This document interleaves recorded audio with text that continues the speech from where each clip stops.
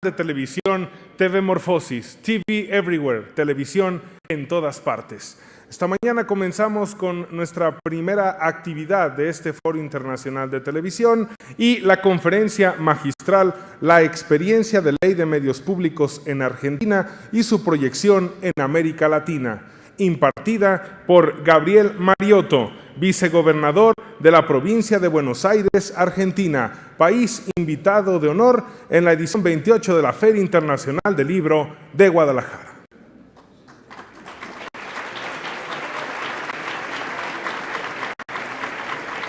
Licenciado en Periodismo y en Comunicación Social por la Universidad Nacional de Lomas de Zamora, donde comenzó su carrera como docente en 1994.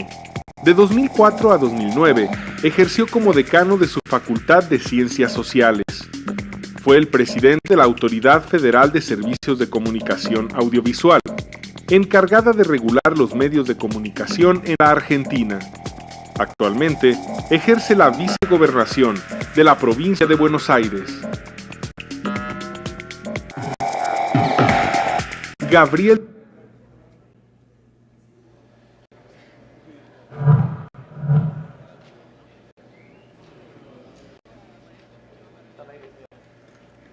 Buenas tardes, buen día. Muchísimas gracias a TV Morfosis, a Gabriel, al maestro Gabriel Torres, muchísimas gracias, al licenciado Raúl Padilla. Es realmente una honra poder participar, interactuar junto con tantos ciudadanos y ciudadanas de toda América, con la preocupación, con la responsabilidad de discutir y reflexionar los ejes de comunicación. Es un gusto estar aquí con nuestro amigo y compañero Martín Bonavetti, con Tristán Bauer, el maestro Ignacio Ramonet, cuadros intelectuales sobresalientes junto con tantos otros, de experiencias comunicacionales que vienen siendo eje de discusión en cada uno de nuestros ámbitos.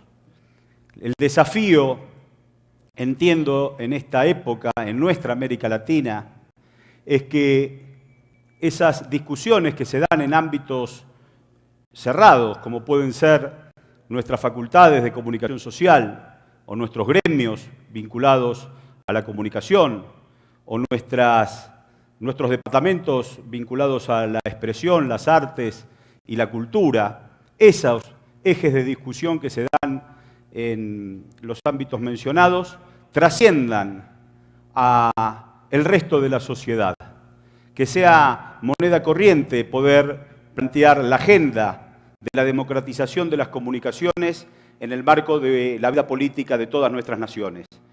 Creo que cuando nos encontramos en ámbitos como este para reflexionar, nos damos cuenta que, como decía el bolero de un músico argentino,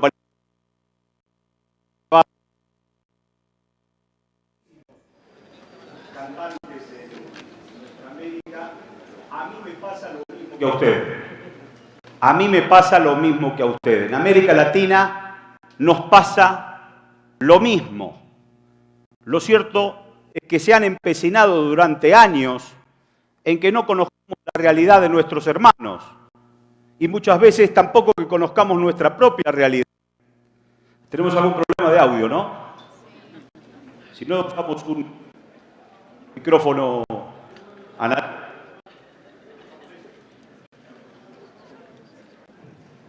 Hola, a ver si con este mejor. Decía, a mí me pasa lo mismo que a usted. Cuando nos conocemos, solo se ama aquello que se conoce, nos damos cuenta que vamos transitando por los mismos problemas y quizás sean los mismos factores de poder los que van generando esa situación objetiva para que nosotros no nos podamos ni conocer, ni amar y mucho menos expresarnos. Entonces, estamos aquí en Guadalajara en un momento muy triste para toda la comunidad mundial y latinoamericana. Son 43 los ciudadanos asesinados en el distrito de Guerrero. Y también sabemos que los medios que intentaron ocultarlo, se han visto superados porque la participación de la ciudadanía puso el tema de los 43 estudiantes asesinados en primer plano. Y esto es un lindo ejercicio, es un lindo cambio de paradigma, porque ya no es cierto si sale en los medios de comunicación. Hay una vida real que muchas veces es oculta por los grandes medios de comunicación, sobre todo en aquellas sociedades donde hay un diseño monopólico, duopólico u oligopólico. En la Argentina hemos vivido en censura durante muchísimos años. Las dictaduras militares de América Latina en la Argentina tuvieron expresiones groseras, fines de la década del 60 y sobre todo después de 1976, hasta la recuperación de la democracia en el 83. Había un Estado que censuraba, reprimía, torturaba, desaparecía. La censura quizás era una parte casi pueril de la tragedia que vivimos como sociedad.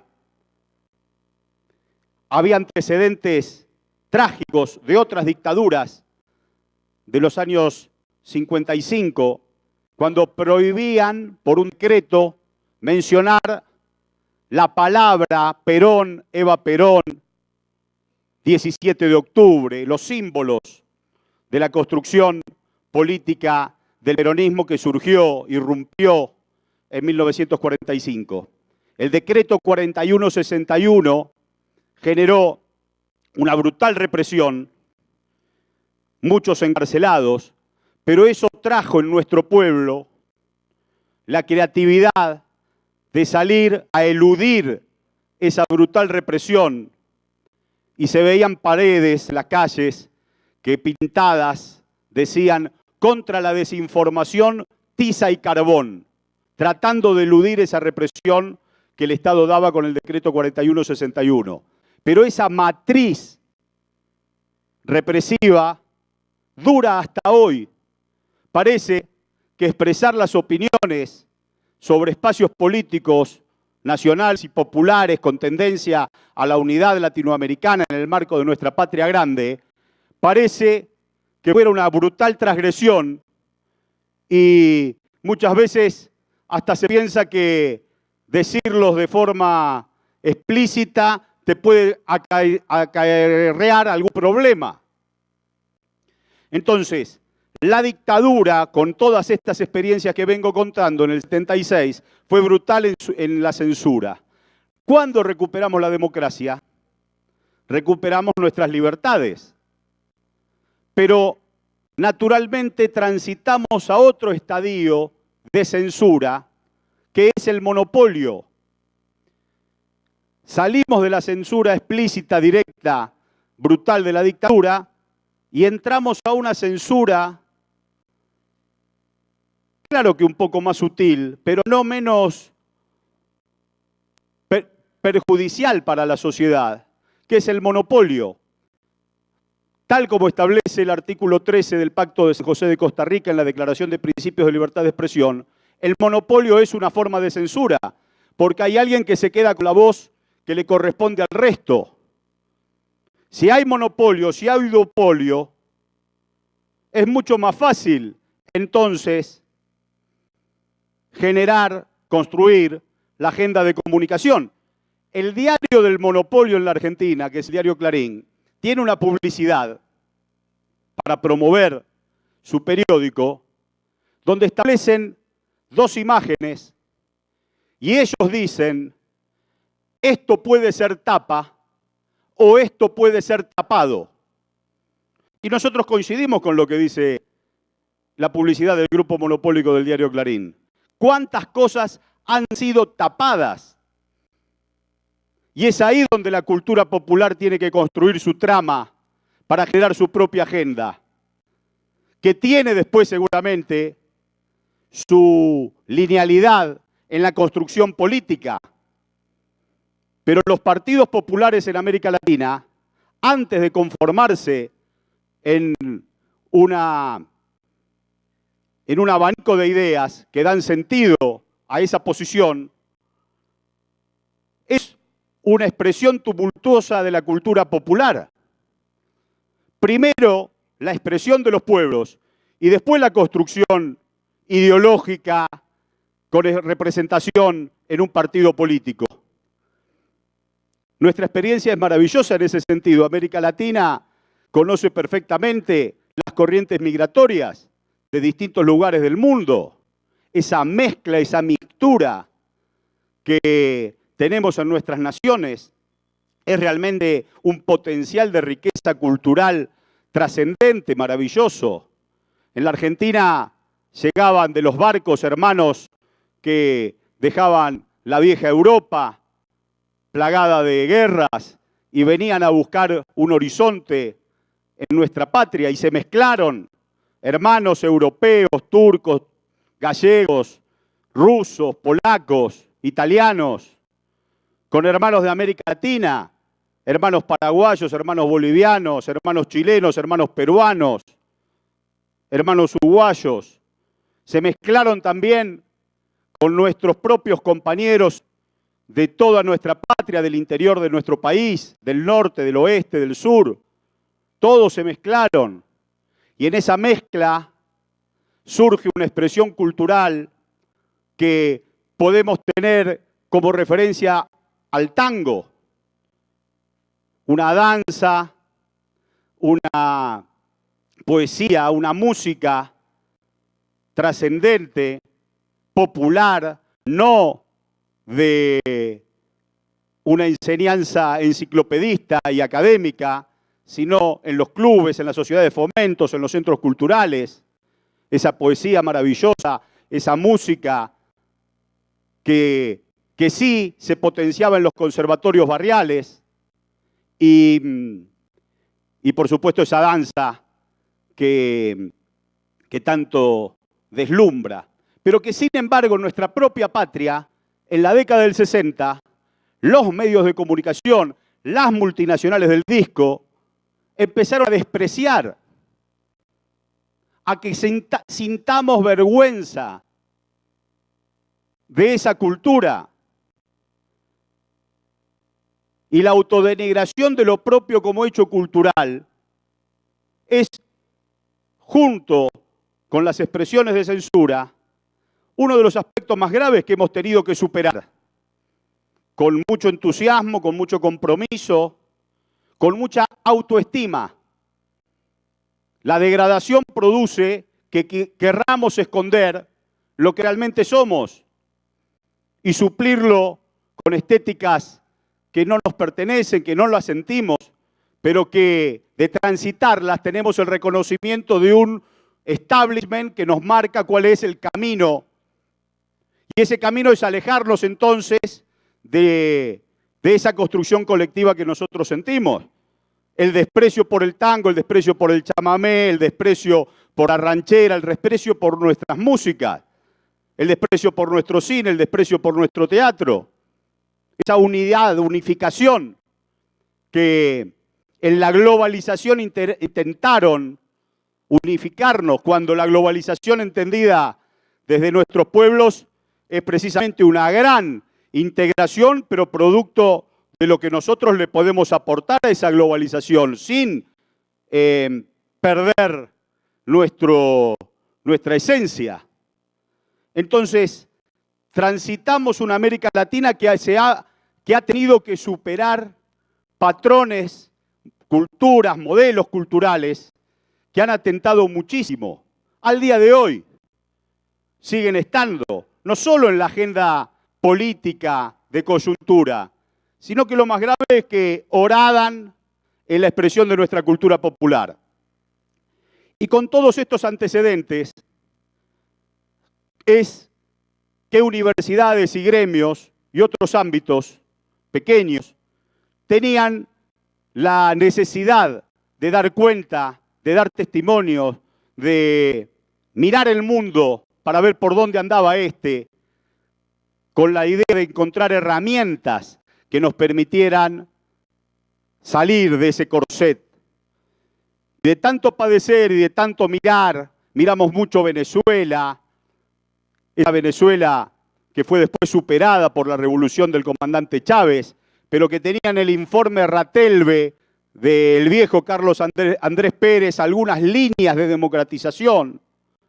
Mirábamos las experiencias de las radios italianas, de las radios mineras bolivianas. Nos formamos en esa literatura de reflexión, por supuesto, con Ramonet, con otros cuadros intelectuales, con Jesús Martín Barbero. Buscábamos en Eduardo Romano, buscábamos en nuestras expresiones de cultura popular herramientas que nos permitieran consolidar el camino de una nueva comunicación. Y realmente la reflexión fue profunda, pero jamás pensamos que un gobierno se iba a hacer cargo de ese caudal de reflexión, porque los gobiernos, condicionados por el monopolio, están expuestos a que 4 tapas de diario lo derroquen. Entonces, hay temas de los que no se podía hablar, como una vieja película argentina de María Luisa Bember. De esto no se habla. No se podía hablar de los ejes comunicacionales.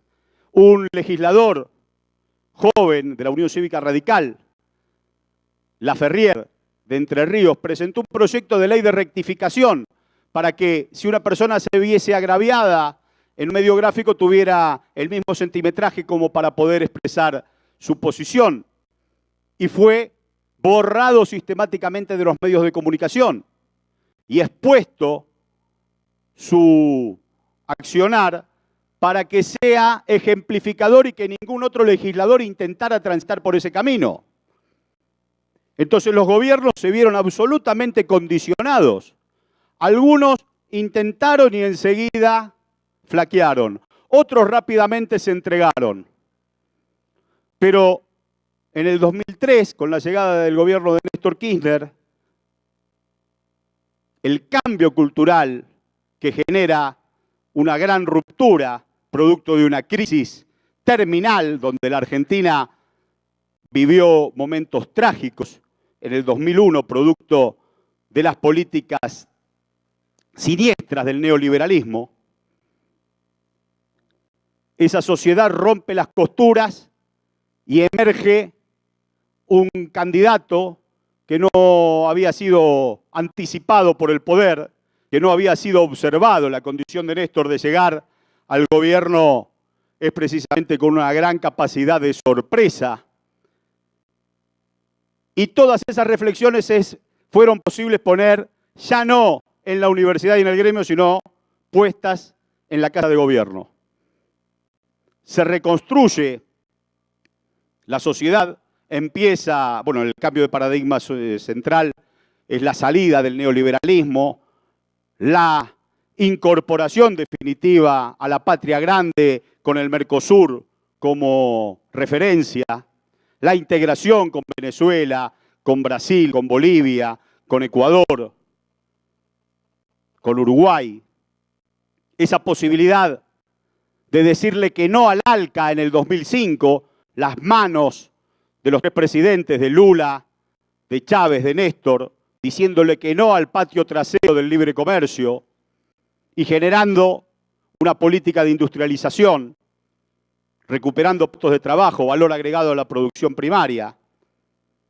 Es en ese contexto en donde aparece, por impulso de nuestra presidenta Cristina Fernández de Kirchner, con el compromiso del Ejecutivo, discutir una ley de servicios de comunicación audiovisual.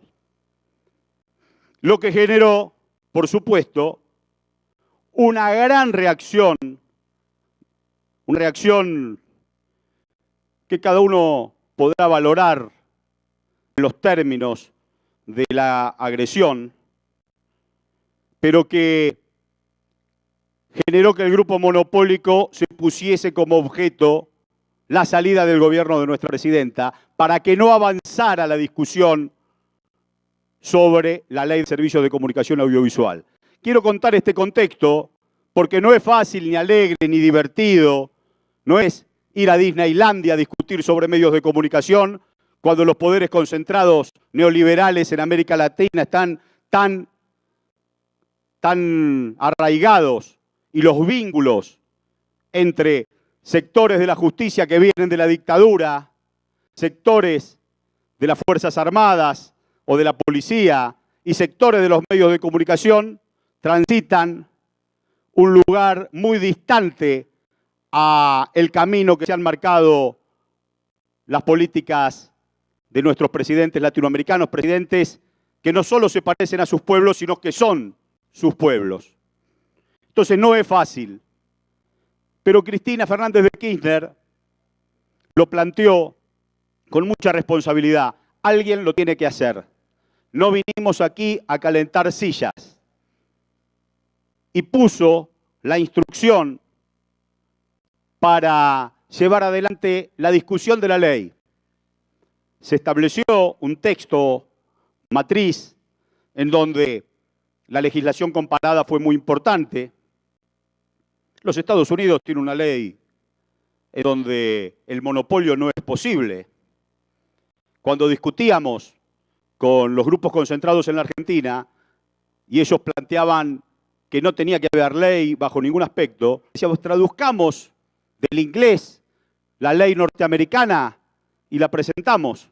Y nosotros vamos a decir que es una ley marxista entonces. No querían ninguna ley. Y nuestra presidenta entonces avanzó en ese texto y cuando iba a ingresar al Congreso, como ese texto no era testimonial, sino que tenía que llegar a buen puerto, la presidenta eligió el camino más difícil y rápidamente, echando mano a la vieja reflexión de universidades y de gremios, constituimos una serie de foros en donde presentábamos ese texto matriz y en donde todos los sectores podían hacer sus aportes para profundizar ese texto, para darle solidez y precisión. Y eso causó en los grandes medios de comunicación monopólicos una hilaridad despreciativa, diciendo, ¿van a hacer la ley de medios de comunicación y están en Ushuaia discutiendo con 60 personas? Esto es una risa. Pero esas 60 personas de Ushuaia, esas 500 personas de Chaco, esas 1000 personas en Córdoba o en Rosario o en Misiones, fueron aportando sus miradas y a pie de página de cada artículo está el reconocimiento a quién hizo el aporte.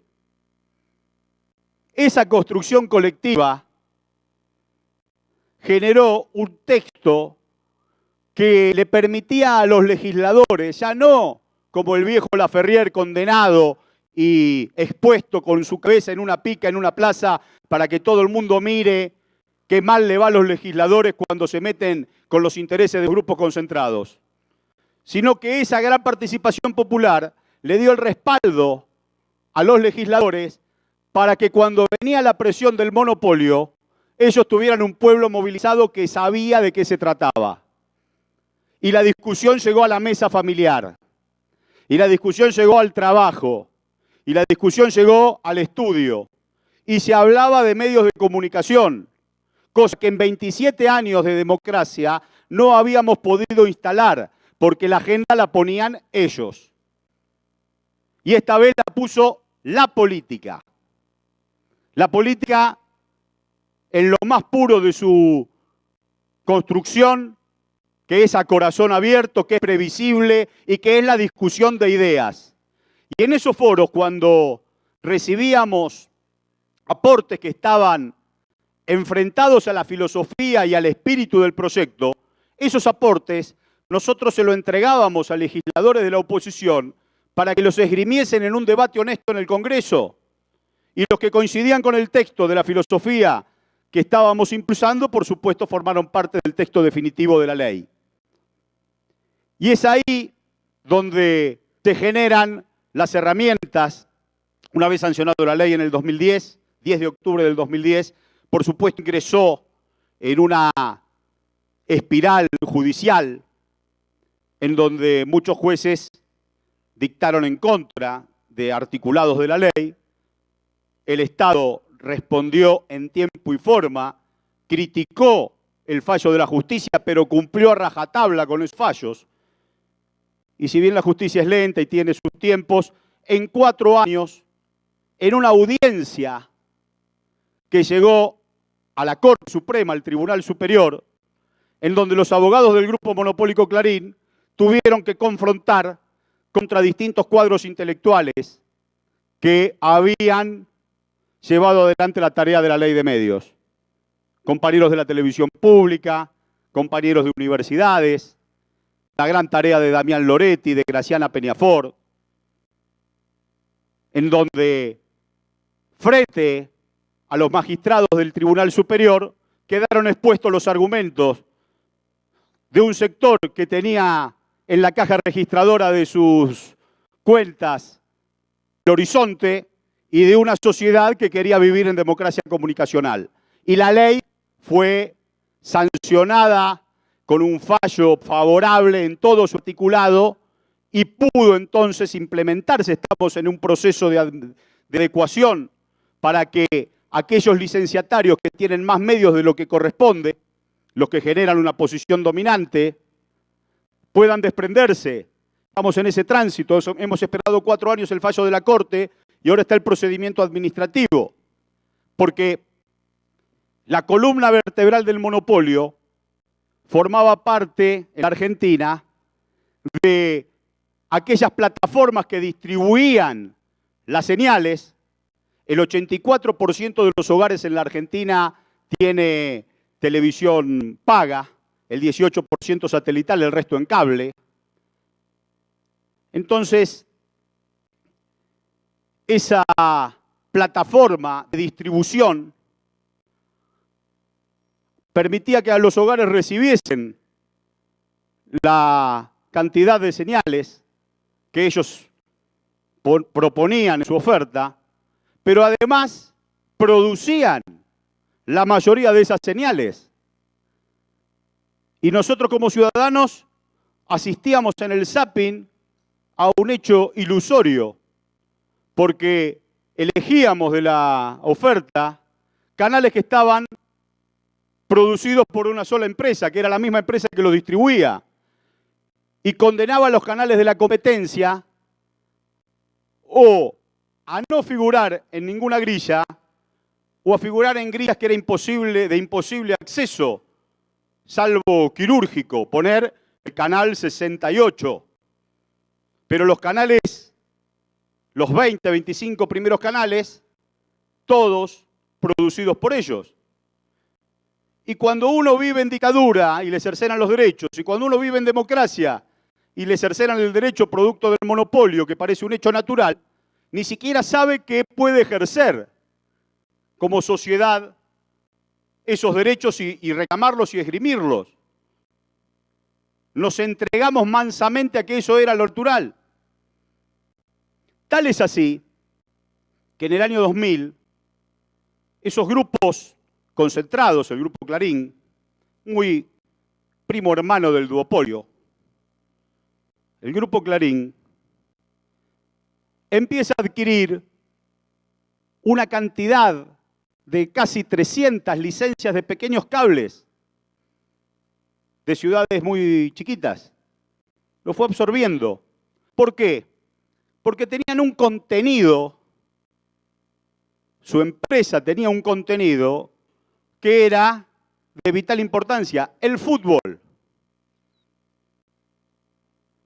Los derechos del fútbol, de la televisación del fútbol, estaban en manos de esa misma empresa.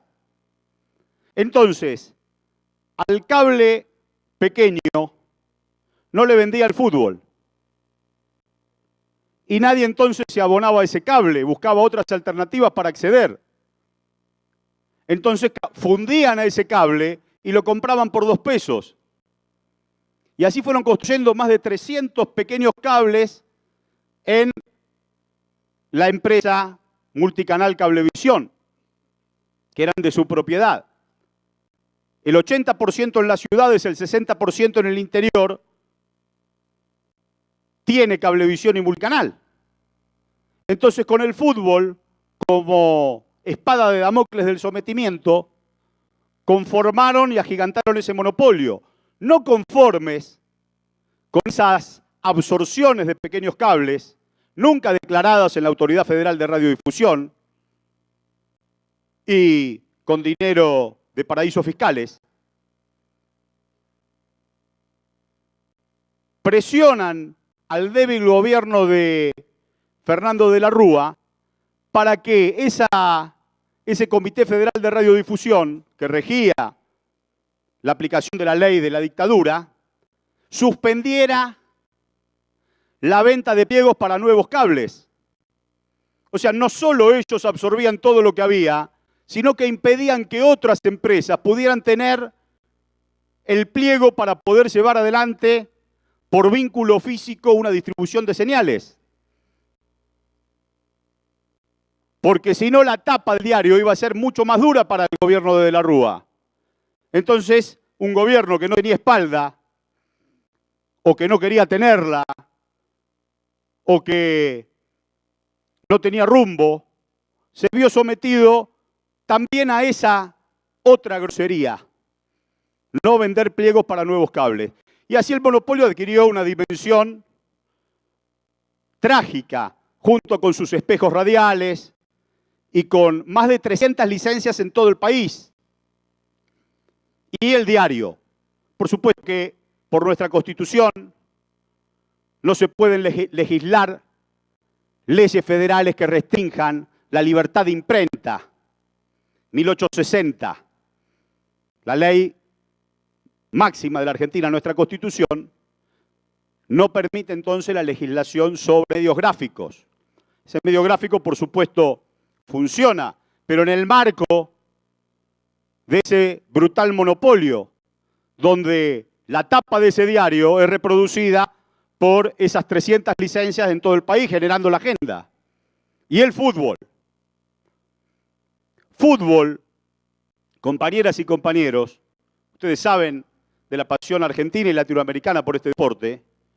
Los partidos empezaban los viernes, seguían los sábados y terminaban los domingos. Y nosotros estábamos acostumbrados, nos entregábamos sin luchar, como dice el tango de Discépolo, a ver los goles el domingo a las 10 de la noche. No se veían los goles del viernes, del sábado y del domingo hasta las 10 de la noche, en donde el monopolio tenía un programa deportivo donde mostraba los goles, todos los goles. No conformes con eso,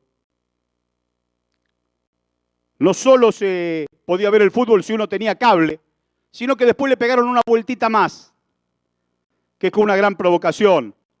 Es como que mojen el pan en el huevo frito de uno, una provocación denigrante. Nos mostraban las tribunas, estaban en la previa, los equipos en la cancha, las cámaras enfocaban el campo de juego. Y cuando movía el 9, iniciando el partido, las cámaras se iban a la tribuna y disfrutaban diciendo, la televisión se hace radio. Y uno miraba las caras de los hinchas. Y en el marco de la Feria del Libro, traigo a cuento a ese gran escritor que es Roberto Fontana Rosa, con una literatura futbolera sublime. Y todos nos convertíamos un poco en Fontana Rosa, porque en la cara del hincha que enfocaban nosotros tratábamos de entender lo que estaba sucediendo en el campo de juego. A mí me pasó una cosa terrible. Yo soy hincha de un club muy pequeño, Banfield, jugábamos con el equipo de Tristán, con Boca. El partido se suspendió el domingo, lo daban el miércoles. Y el miércoles, en el trabajo, estábamos trabajando en la subsecretaría de medios, por supuesto no pude ir a la cancha por la actividad, pero estaba con la expectativa de verlo. Y muestran las previas y cuando empieza el partido van a las tribunas. Fue el primer partido que comenzó con esa metodología. Y la angustia, la amargura de quien está a punto de disfrutar un espectáculo y que en un instante se diluye. Pero al domingo siguiente fui a buscar la radio en la televisión y decía, bueno, por lo menos sabemos cómo va el partido. Introspección me pasó a mí. Como que nos vamos adecuando, nos vamos acostumbrando a que nos cercenen los derechos. Entonces, en el marco de la gran discusión de la Ley de Servicios de Comunicación Audiovisual, nuestra presidenta, Cristina, avanza en la recuperación de los derechos del fútbol desde el Estado, haciéndole una propuesta a la Asociación del Fútbol Argentino mucho más importante, mucho más jugosa que la que condicionaba el grupo monopólico. En pesos eran 230 millones de pesos, algo así como 60 millones de dólares de aquel año 2009. Por supuesto que el rédito de la distribución del fútbol por la televisión de cable generaba en la empresa monopólica 1.250 millones de pesos, casi 300 millones de dólares. En España estaban pagando 600 millones de euros por el fútbol. Clubes pobres, la ciudadanía amuchada en estaciones de servicio y en bares a la hora del partido para conseguir una mesa y poder ver el espectáculo, y empresas ricas. Y nuestra presidenta hace una oferta superadora, fueron 600 millones de pesos, en ese entonces a la Asociación del Fútbol Argentino, que rompe el contrato con el grupo monopólico, y a partir de la pantalla de la televisión pública podemos ver el fútbol en vivo y en directo, los 10 partidos de Primera División, 5 partidos del campeonato del Nacional B, que es un campeonato de ascenso muy importante, y viernes, sábado y domingo dejan de secuestrar los goles y los podemos ver en un cambio cultural en donde el abuelo, el vecino, el hermano que no tenía cable puede recibir a sus familias en su hogar, comer un asado, unos fideos mientras ve el fútbol. Y se desconcentró entonces el público en las estaciones de servicios y en los restaurantes. Y hoy el fútbol se ve abierto. Ayer estuvimos con los amigos de los Leones Negros en futbolparatodos.com viéndolos aquí, los partidos, como con una calidad óptima. Ese fue un cambio cultural trascendente que generó la posibilidad de avanzar definitivamente en la sanción de la Ley de Servicios de Comunicación Audiovisual, porque los medios que no eran del grupo monopólico sospechaban si el gobierno se iba a animar a tomar ese riesgo de ir a fondo para que los derechos de la ciudadanía pudieran ejercerse en el cambio de paradigma de la nueva ley. Dudaban, suponían que el gobierno no iba a tener ni el temple, ni la convicción, ni el resto para lograr que esta discusión llegue a la sanción de una ley. Repito, 27 años vivimos en democracia con la ley de la dictadura. Entonces los otros medios de comunicación, como los alumnos del grado, que le tienen miedo al grandote, mantenían todo el silencio. Y cuando nuestro gobierno lleva adelante la acción de Fútbol para Todos, reconocen la vitalidad y la decisión certera de nuestra presidenta y entonces se dan cuenta que esto realmente viene en serio. Y la ciudadanía, que estaba fuera del gremio y fuera de la universidad, empieza a advertir que el derecho a la información, el derecho a la libertad de expresión es algo palpable, es algo vivo, es algo que se ejerce en la cotidianeidad. Dejó de ser una cuestión de orden teórico para pasar a ser un hecho de la realidad. Bueno, por supuesto tenemos ley, estamos en tránsito a la adecuación. Todavía el monopolio tiene plazos para adecuarse, pero ya la Autoridad Federal de Aplicación le está marcando los tiempos para que la propuesta que hagan aquellos licenciatarios, son más de 27, que se exceden en la cantidad de medios de comunicación que la ley permite, presenten voluntariamente su plan. Ese plan es analizado por el Departamento Jurídico de la Autoridad Federal de Aplicación y después el directorio plural, compuesto por 2 representantes del Poder Ejecutivo, por 3 representantes de la comisión bicameral, primera, segunda y tercera minoría, y por 2 representantes de un consejo federal, en donde participan universidades, gremios, provincias, distintas asociaciones vinculadas a la comunicación, pueblos originarios. De esa conformación del Consejo Federal se eligen 2 representantes. Entonces es un directorio plural, donde el Ejecutivo no tiene mayoría. Es quien analiza las propuestas y aparte es el órgano de aplicación de la totalidad del articulado de la ley. Nuevas productoras, universidades, se le asigna una frecuencia de televisión a cada universidad pública, una radio a cada universidad pública, una radio a cada municipio. Y nuevas productoras, con la esperanza que en breve puedan participar de amplios concursos para llegar a la titularidad de licencias. Productoras privadas y también instituciones públicas, que la vieja ley de la dictadura las dejaba con la ñata contra el vidrio de la posibilidad de emitir. Las dejaba fuera, porque la dictadura militar y los 27 años que vivimos con esa ley establecía que solo pueden ser licenciatarios aquellas personas jurídicas de orden comercial. Ni clubes, ni cooperativas, ni fundaciones podían acceder a licencias. Entonces, en nuestra ley se reserva en el espectro un 33% del mismo para asignar en concursos a las instituciones sin fin de lucro. 33% para las emisoras comerciales, tal cual conocimos hasta hoy, 33% para esas cooperativas y fundaciones que tienen oportunidad de generar un contenido.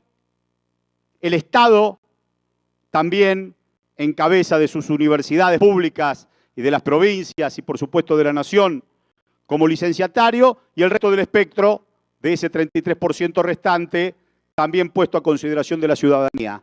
Cualquier sector puede presentarse en la Autoridad Federal de Aplicación a decir: aquí existe una frecuencia, quiero que se la concurse porque tengo una propuesta para acceder a ella. Y se presenta quien lo pide y se puede presentar cualquier otro sector y cualquier otro miembro de la comunidad que también tenga una oferta con respecto a ese concurso. O sea que hay concursos abiertos permanentemente. Y no más de 10 licencias por empresa. Y no más de 3 en todo el país. Y no más de 3 en una misma área de cobertura. Un canal de televisión abierto y 2 radios en la ciudad de Buenos Aires. Pero no más. Y si tenés distribución de señal de cable, no podés tener canal abierto. Y si tenés distribución de señal de cable, podés producir una señal de generación propia, pero no 10 o 12. Y una grilla donde se establezca que todos los canales de noticias tienen que estar en el mismo segmento. No que un canal de noticias propio se ponga en el lugar más importante del dial y uno de la competencia en el fondo de la tabla. Y paralelamente con estos avances, la decisión estratégica también de nuestro gobierno de tomar la tecnología brasilera japonesa a los efectos de la digitalización. Nosotros, toda América Latina, padeció el tránsito de la televisión blanco y negro a la televisión color. Para recibir un viejo cassette VHF de Uruguay, de Brasil, de Venezuela, de Ecuador, a la Argentina o viceversa, era imposible, porque cada país había tomado una norma distinta. Quien tomó PALEME, PALENE, NTSC, la imposibilidad de conocernos fue subrayada cuando los gobiernos, la mayoría de la dictadura de los años 70, principios del 80 en América Latina, cada uno tomó una norma distinta. Y Brasil fue el primer país que avanza en incorporar la tecnología japonesa y le pone su propio aditamento para la realidad de su país y de América Latina. Y en la Argentina las presiones del grupo monopólico para que se tome la norma norteamericana o de otros grupos interesados en que se tome la norma europea. Y nuestra presidenta, con la claridad ideológica, política, mercosuriana de la tercera posición, adopta la norma brasilera. Y Brasil y Argentina entonces con la misma norma generó que aquellas naciones que dudaban, como Uruguay, que se estaba por inclinar por la norma europea, también adopte la norma brasilera japonesa. Y Chile adopte la norma brasilera japonesa, y Ecuador y Bolivia. Y Venezuela. El único país que no tiene la norma brasilera japonesa en Sudamérica es Colombia. Claro, la Alianza del Pacífico generó que Colombia opte por la oferta norteamericana.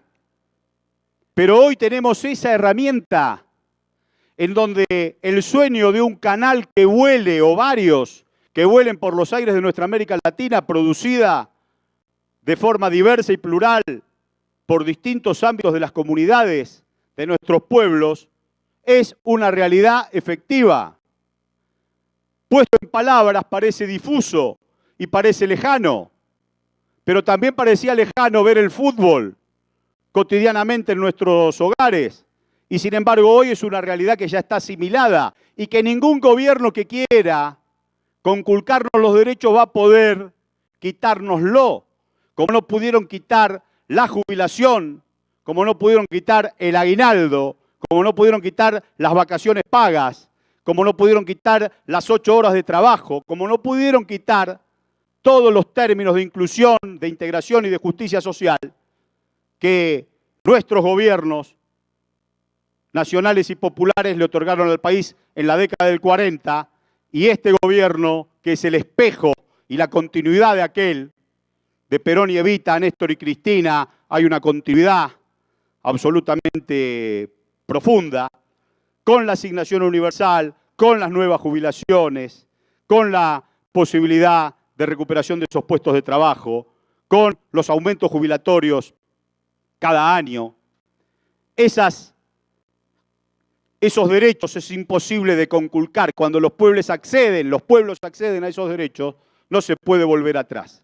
Hoy la situación de los medios de comunicación generan una gran pulseada entre un Estado que tira hacia adelante y medios de comunicación como actores de la economía concentrada, no solo como voceros de ella, sino como actores de la economía concentrada, tiran para atrás. Como esa vieja canción del Yupanqui, tira el caballo adelante y el alma tira para atrás. Hoy los medios intentan tirar para atrás, en una gran degradación, en una gran descalificación de todas las políticas. Las elecciones, ayer triunfó Tabaré en Uruguay, Tabaré Sendic, el Frente Amplio, logra sucederse a sí mismo después de un gran gobierno del Pepe Mujica. Antes, Evo Morales también ganó con el 60% de los votos. Antes, Dilma fue a segunda vuelta, ganó ajustadamente contra las posiciones neoliberales que tienen en los grupos corporativos mediáticos sus voceros. Y para explicarnos el proceso de democratización de América Latina, en Argentina, los grupos concentrados lo traen a José María Aznar, el expresidente español, para que nos viene a recomendar. Ellos creían que ganaba Neves y que no iba a ganar Dilma. Por eso la voz de Aznar iba a sonar más amplificada, a recomendarnos que volvamos definitivamente a la Alianza del Pacífico y al patio trasero. Los grupos concentrados en Argentina lo traían al vocero de la Alianza del Pacífico para cuestionar la dirección de integración latinoamericana que hoy estamos transitando. No sin problemas. Esto no es ni va a ser un lecho de rosas. Solo parece un lecho de rosas cuando los gobiernos hacen lo que los medios quieren. Los medios dejan de ser entonces las expresiones de los poderes para ser el poder en sí mismo. Pero si hay un gobierno soberano, con el eje en la construcción latinoamericana, con el eje en la patria grande, con el eje en la integración y en la justicia social, cuando hay una sociedad que resiste de sus manifestaciones culturales, cuando se gana la calle en esas manifestaciones, es imposible entonces que podamos retroceder. Estamos muy esperanzados en América Latina. Sabemos que México, en la vecindad y en la cercanía con este país imperial tan grande, tiene condicionamientos. Pero no me cabe duda que el 85% de los mexicanos quieren y son latinoamericanos, como tantos millones de latinoamericanos que viven en Estados Unidos y que miran con muchísima esperanza lo que está ocurriendo en nuestro continente. Esa esperanza tiene que tener un reflejo en la democratización de los medios de comunicación. Nadie quiere que las voces críticas dejen de emitir.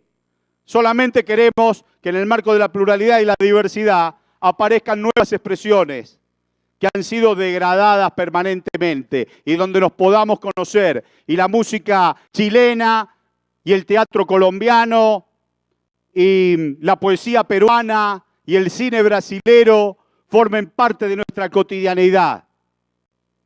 Como es esta Feria del Libro, maravillosa, en donde la integración se da en cada uno de los pasillos y en donde se escuchan nuestros sonidos y donde nos encontramos con hermanos latinoamericanos y donde tenemos la oportunidad de reflexionar y de saber que el problema es el mismo. Sectores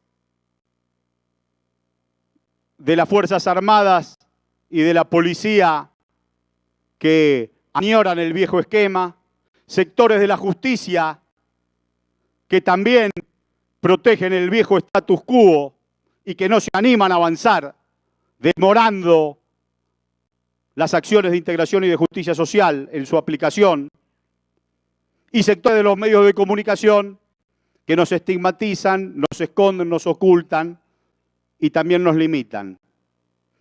Por eso creo que a mí me pasa lo mismo que a usted, nos tiene que dar las fuerzas necesarias para generar amplias políticas de integración. Estamos en condiciones de hacerlo, nuestros pueblos vibran en esa misma sensibilidad. Y creo que no podemos perder esta oportunidad.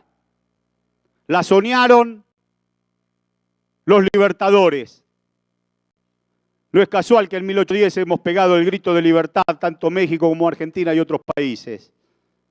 La soñó Hidalgo y Mariano Moreno. La soñó San Martín, Bolívar, Artigas, O'Higgins, Sucre, en la libertad de nuestro continente. La pelearon intelectuales junto con hombres profundos del pueblo rebelde, como Zapata, como Villa, como don Hipólito Yrigoyen.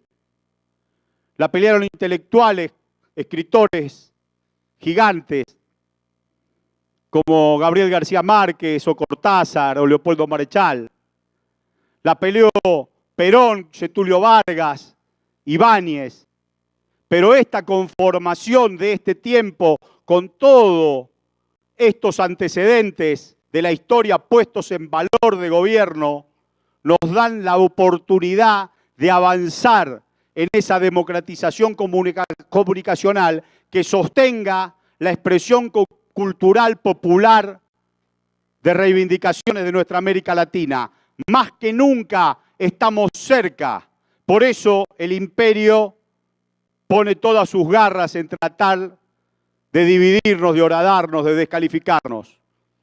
Por suerte, en la Argentina, después de esta gran discusión, hemos superado un apotegma que era trágico, que planteábamos todos en la cotidianidad como si fuera una verdad irrefutable.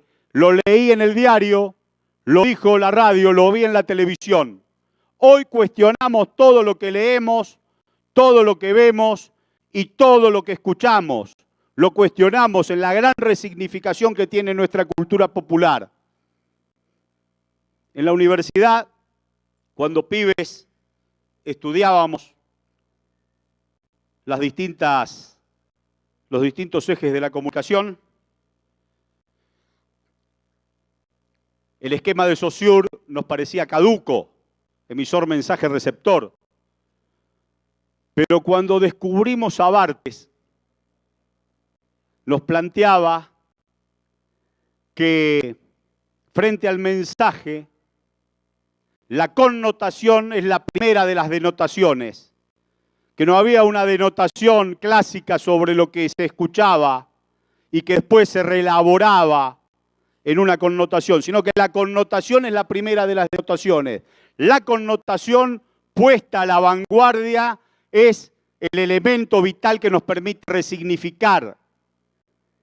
Y siempre nos preguntamos quién emite, siempre nos preguntamos quién emite, para saber por qué está diciendo lo que dice. Jamás vamos a aceptar que una información sea objetiva e independiente, como tantos tiempos padecimos, entendiendo que quien emitía lo hacía desde un lugar casi pueril y neutro y abstracto, sino que tienen compromisos. ¿Quién emite?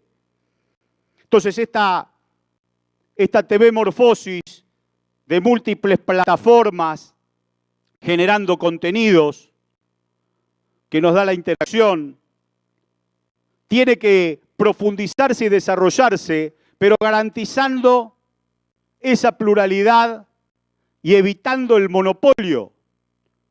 Las nuevas tecnologías nos deben servir como herramienta para salir del corset clásico. Los mercados estaban distraídos y la nueva tecnología fue entonces incorporada por nuestros estados a la vanguardia.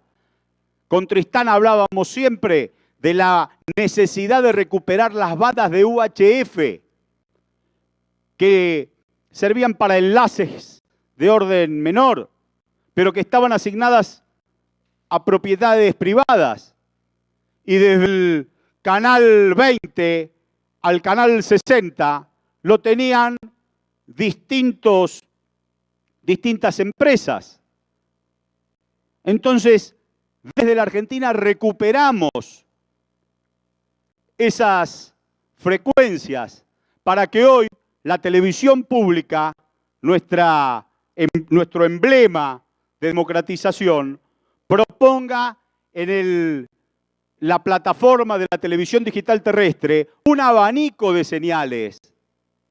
Está en forma experimental todavía, pero ya llegan a los hogares del 80% de los ciudadanos de nuestra patria, del norte al sur, de Ushuaia a La Quiaca, las emisiones de, en algunos casos 16, en otros casos de 20, canales de televisión.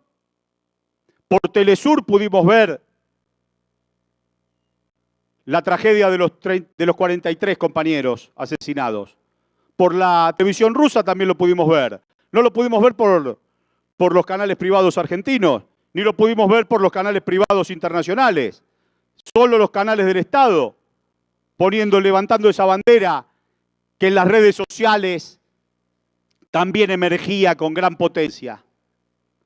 Entonces, esa plataforma de digital terrestre, esa única tecnología que unifica América Latina, es realmente para soñar. No podemos perder esto que hemos conquistado. Tenemos un umbral alto para seguir avanzando en la democratización y en la integración. Se le suma a estas políticas una política de auditoría de rating. En la Argentina hay una sola empresa mide el rating. Y siempre Canal 7 va al fondo. Aún cuando todo el mundo sabe que en programas de fútbol que se ven por el canal tienen picos elevadísimos. Ahora, el rating vinculado a la industria publicitaria siempre le quita al canal del Estado para darle rating a los canales privados, como que la pauta de publicidad se distribuye antes de llegar a la pantalla, antes de llegar a los éxitos de pantalla. Entonces, se ha generado una nueva medidora para que compita con ibope sin una especulación comercial, sino para que la industria publicitaria lo pueda tener como referencia, y eso está en cabeza de las universidades públicas. Mil disculpas si los aburrí, se ha agotado el tiempo y por supuesto me gustaría poder compartir reflexión y preguntas con ustedes. Muchas gracias.